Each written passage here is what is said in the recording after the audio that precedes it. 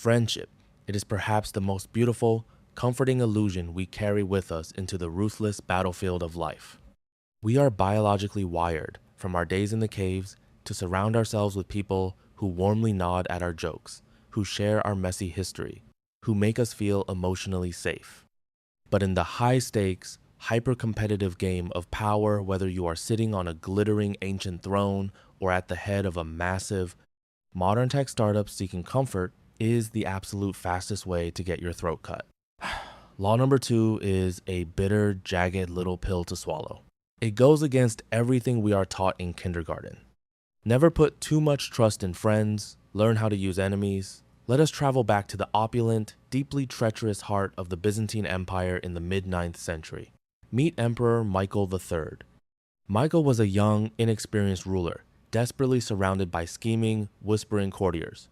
He wanted someone, just one single person, he could genuinely, completely trust. Enter Basilius. Basilius was absolutely not a noble. He was a rugged peasant, a lowly horse trainer who had literally saved the young emperor's life from a wild, runaway horse. Michael looked at this peasant and saw something incredibly rare. A savior who owed him everything, a blank slate, a true, uncomplicated friend. So, Michael did exactly what any of us would do for our absolute best friend in the world. He elevated him. He showered Basilius with gold, gave him prestigious titles, and sent him to the finest diplomatic schools. He even forced Basilius to divorce his peasant wife and marry the emperor's own beautiful mistress. Over the years, Michael relentlessly promoted his dear friend from the muddy royal stables to the head of the entire Byzantine army. Finally, in a blinding, fatal stroke of affection, he actually crowned Basilius co-emperor. Michael thought he was buying absolute, unbreakable loyalty. He genuinely believed he was building an impenetrable fortress of gratitude around himself. He was terribly, fatally wrong. You see, as Basilius rapidly grew in immense power, something incredibly dark and heavy began to quietly fester in his soul.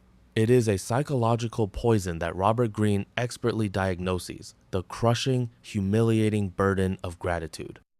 Every single time Basilius looked at Michael, he did not see a benevolent, loving friend. He saw a glowing mirror vividly reflecting his own humble, pathetic beginnings. He saw the man holding the leash. One quiet night, after a lavish, heavy banquet, Emperor Michael stumbled into his royal chambers, heavily intoxicated and completely vulnerable. Basilius, his best friend, his co-emperor, the exact man who owed him his very existence, walked calmly into the room and watched with completely dead eyes as his personal guards stabbed Michael to death. Basilius then calmly wrapped himself in the imperial purple and ruled the empire alone. Why does this happen? Why does the hand that feeds so predictably, so violently, get bitten to the bone? Let us step directly into the psychological mirror. We desperately want to believe that if we do a massive, life-changing favor for a friend, we permanently wire them for loyalty. But behavioral psychology tells a much darker, much more honest story about the fragile human ego. Imagine you bring your struggling old college roommate into your new, booming marketing agency. You bypass the normal hiring process because you think, this is great, I already know them, I can trust them completely. But what exactly happens 6 months later when you have to give them a harsh, negative performance review? What happens when you have to firmly deny them a promotion they feel entitled to? The professional dynamic violently shatters the personal one. More importantly, your friend feels the invisible, suffocating weight of your charity every single day. Human beings deeply, biologically hate feeling dependent. It aggressively triggers their deepest insecurities. To subconsciously prove to themselves and to the rest of the office that they actually earned their spot on their own merit, they will instinctively start to push back against you. They will quietly challenge your authority in team meetings. They will subtly, passively, aggressively undermine your strategic decisions. They are not doing this because they are cartoon villains. They are doing it because their ego is literally suffocating under the heavy, wet blanket of your favor. When you hire a friend, you are not gaining a loyal, dedicated lieutenant. You are actively hiring a resentful hostage. The deep familiarity breeds a highly dangerous professional contempt. They know your personal flaws, they remember your embarrassing past, and they feel entirely too comfortable crossing boundaries that a normal employee would never dare approach. But if you cannot trust the people who genuinely love you, who on earth can you trust in the corporate jungle? This brings us to the shocking, completely counterintuitive genius of the second half of this law. The people you should be hiring, the people you should be strategically pulling into your orbit, the people who will actually build your empire, are the people who actively dislike you. It sounds completely insane, does it not? Why would you ever deliberately bring an enemy into your inner circle? Why on earth would you hand a loaded weapon to the exact person who wants to see you fail? Because an enemy, a defeated, carefully managed enemy, has something that a comfortable friend will never, ever have. They have something to prove. But how do you tame a monster? How do you take a bitter rival from a competing firm, or the ambitious coworker who ruthlessly tried to steal your promotion last year, and perfectly transform them into your most fiercely loyal weapon? The answer lies in the psychological mechanics of a trap that was perfected in ancient China, a trap that plays flawlessly on the deepest, most predictable flaws of human nature. Welcome to the bloody, hyper-paranoid imperial court of the Tang dynasty in the early 7th century. A young, fiercely ambitious prince named Li Shimin has just successfully executed a ruthless, meticulously planned coup. To secure his iron grip on the throne and become Emperor Taizong, he did not just defeat his rival older brother, he had him assassinated. But the dead brother had a secret weapon, a brilliant, deeply strategic senior advisor named Wei Zheng. For years, Wei Zheng had actively, aggressively counseled the older brother to kill Li Shimin. He was the ultimate, undisputed enemy. Following the coup, Wei Zheng was violently dragged in chains before the newly crowned Emperor Taizong. The entire royal court held its collective breath, eagerly anticipating a gruesome, highly public execution. The emperor looked down at the man who had actively plotted his murder and asked, "Why did you try to destroy me?" Wei Zheng, staring directly into the eyes of his executioner without a single flinch, replied coldly, "Because I served your brother. If he had actually listened to my advice, you would be the one wearing these chains today."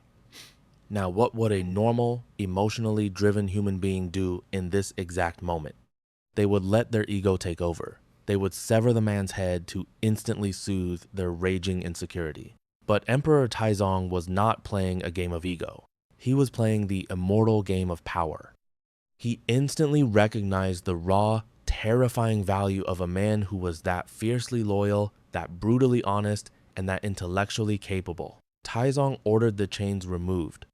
He did not just spare Wei Zheng's life. He immediately appointed his bitterest enemy to be his highest-ranking chancellor. Why did this ancient Chinese psychological trap work so flawlessly? Because Taizong understood the brutal mathematics of leverage. When you completely forgive a friend for a mistake, they secretly feel entitled to your grace. But when you spare the professional life of a sworn enemy, you create a psychological debt so massive, so overwhelmingly heavy, that it permanently rewires their brain. Wei Zheng spent the absolute rest of his life working frantically, obsessively, to prove that he was worthy of that second chance. He became the greatest, most legendary chancellor in Chinese history, fiercely protecting the emperor who had once held a sword to his throat. Let us violently rip this dynamic out of the 7th century and drop it directly into the freezing, fluorescent-lit arena of a modern Fortune 500 corporate headquarters. Imagine you have just survived a vicious, agonizing, 6-month battle for the highly coveted title of regional vice president. You finally secured the massive corner office, but sitting just 3 doors down is David. David was your primary rival for the job. He actively campaigned against you. He subtly undermined your quarterly data in front of the executive board. He sent perfectly crafted, passive-aggressive emails designed to make you look fundamentally incompetent. He is your Wei Zheng. Your immediate biological instinct, heavily influenced by the warm, fuzzy corporate culture propaganda we are constantly fed, is to immediately neutralize the threat. You want to restructure the department, quietly sideline David, strip him of his budget, and surround yourself with your friends. You want to hire your old college buddy or the incredibly nice project manager who always brings you coffee and agrees with all your strategic visions. If you do that, you are actively choosing the comforting illusion of safety over the cold, hard reality of actual power. Let us deeply analyze the cognitive dissonance happening inside David's brain right now. Daniel Kahneman's revolutionary work on loss aversion proves that human beings feel the searing pain of a loss twice as intensely as the joy of a win. David is currently drowning in the agony of loss. His ego is utterly shattered. He expects you to fire him. He is frantically updating his LinkedIn profile, bracing for the inevitable corporate guillotine. What if you completely short-circuit his amygdala? Instead of firing him, you call David into your brand new office. You close the glass door. You do not demand a hollow apology, and you certainly do not offer a fake olive branch of friendship. You offer him pure, unadulterated respect. You say, David, you and I both know we fought a brutal war for this chair. You are ruthless, you are brilliant, and you know this market better than anyone else in the building. I do not want your friendship. I want your edge. I am putting you in charge of our most failing, high-risk territory. If you fix it, I will personally guarantee your name is on the next promotion cycle. In that specific, highly engineered moment, you have completely neutralized a toxic insurgency and weaponized it for your own glorious ascent. You have deployed the ultimate strategic shadow. David is no longer a resentful sniper hiding in the corporate bushes. He is your personal, highly motivated mercenary. Why is an enemy vastly superior to a friend in this scenario? It comes down to predictability and the absolute absence of emotional entitlement. When you assign a brutal, grueling weekend project to a friend, they feel secretly betrayed. They think, we get drinks on Fridays, how could you do this to me? Their personal affection constantly pollutes their professional output. But an enemy expects absolutely nothing from you. An enemy knows, with crystal clear, terrifying certainty, that they are constantly on thin ice. They know that they must strictly rely on their undeniable competence, not their charm, to survive in your ecosystem. Therefore, they will over-deliver. They will meticulously double-check every single cell on that massive Excel spreadsheet. They will work until their eyes bleed to ensure the presentation is flawless, not because they love you, but because they desperately need to prove their own undeniable worth to the universe. Furthermore, enemies serve as the ultimate corporate lightning rod. In the ruthless game of executive survival, you will eventually have to execute deeply unpopular initiatives. You will have to slash budgets, terminate beloved vendors, or enforce draconian new company policies. If you use your friends to execute these dirty tasks, you poison your own inner circle. But if you assign these brutal tasks to your former rival, you win either way. If they succeed, you take the ultimate credit for the department's newfound efficiency, boldly telling the board, I appointed the right bulldog for the job. If they fail, they absorb all the toxic backlash from the staff, and you can finally terminate them with a perfectly clean, socially acceptable conscience. You see, a friend will comfortably shield you from the harsh, ugly realities of the market. They will blindly nod at your terrible ideas to protect your fragile feelings. But a defeated enemy is a living, breathing alarm system. They will aggressively spot the fatal flaws in your strategy because they are secretly hoping to find them. By keeping them close, you are installing a high-powered radar system that constantly forces you to be sharp, focused, and completely ruthless. But this massive, counterintuitive strategy begs a deeply unsettling question. It is a question that terrifies most modern, conflict-avoidant professionals. We have established that friends are dangerous liabilities, and that enemies are the raw, explosive fuel for your absolute power. But what happens if you look around your perfectly curated, perfectly polite, aggressively friendly office, and you realize that you do not actually have any enemies at all? If you look around your perfectly polite, aggressively friendly office and realize you do not have any enemies, you should not feel relieved. You should be absolutely terrified. You see, An environment completely devoid of friction is not a healthy ecosystem. It is a waiting room for irrelevance. In the wild, a biological species that suddenly loses all its natural predators does not mysteriously thrive. It actually degrades. It grows soft, it becomes devastatingly slow, and eventually it collapses under the crushing weight of its own genetic complacency. The exact same evolutionary principle applies directly to your career. Without a rival breathing aggressively down your neck, without a deeply irritating competitor trying to steal your market share or your promotion, your professional survival instincts will inevitably go to sleep. This brings us to a highly advanced, slightly terrifying executive maneuver. If you do not naturally have a clear, defining enemy in your professional life, you must deliberately create one.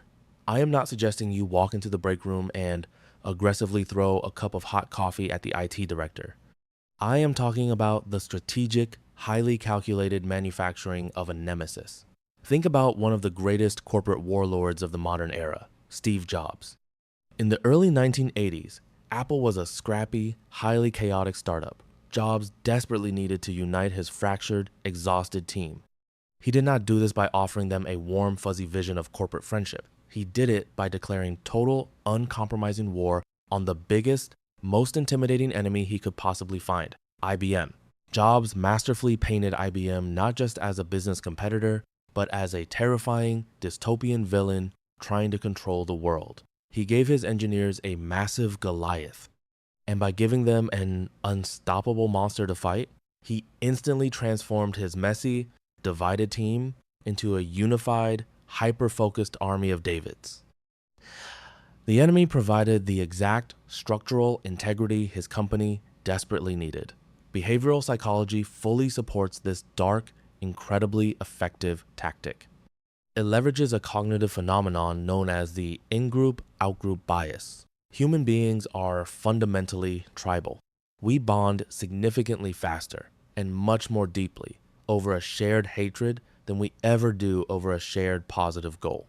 If you tell your marketing team, let us work really hard to increase our quarterly revenue by 10%, you will get polite, sleepy nods.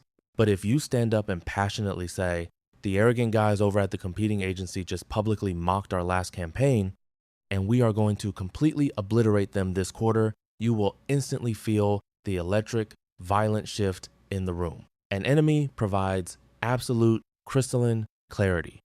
They burn away the fog of corporate boredom. When you have a nemesis, you do not hit the snooze button on Monday mornings. You jump out of bed. Every single email you send, every presentation you build is meticulously crafted like a deadly, precision-guided weapon.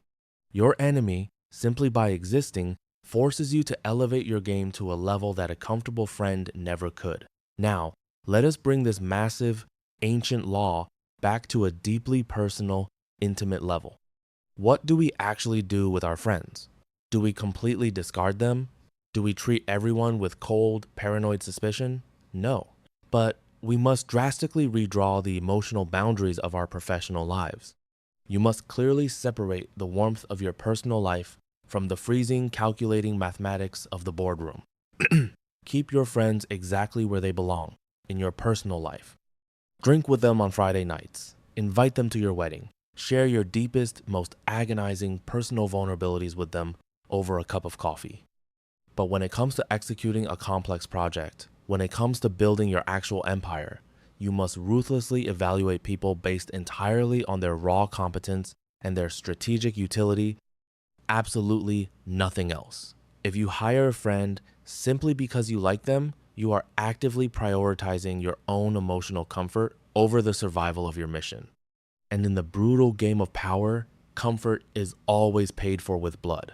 When a friend makes a catastrophic mistake in the office, your brain will instantly try to protect them. You will actively make excuses. You will cover up their fatal errors. You will slowly drag your entire department down just to avoid an awkward, painful confrontation. But an enemy, or even just a neutral, highly competent stranger, when they fail, you will cut them loose with the absolute cold precision of a surgeon removing a tumor. No guilt, no hesitation, no messy emotional fallout. This is the ultimate, undeniable truth of law number 2. It asks you to mature past the childish, deeply ingrained fantasy that everyone you work with needs to be your buddy. Power does not care about your feelings. Power only recognizes leverage, competence, and actual results. The friend you trust too much is the hidden crack in your armor, the blind spot you willingly ignore until the blade is already between your ribs. But the enemy you strategically embrace, the rival you carefully manage and put to work, they are the whetstone that will sharpen your blade until it is deadly enough to cut through the world. Never put too much trust in friends. Learn how to intelligently, ruthlessly use your enemies.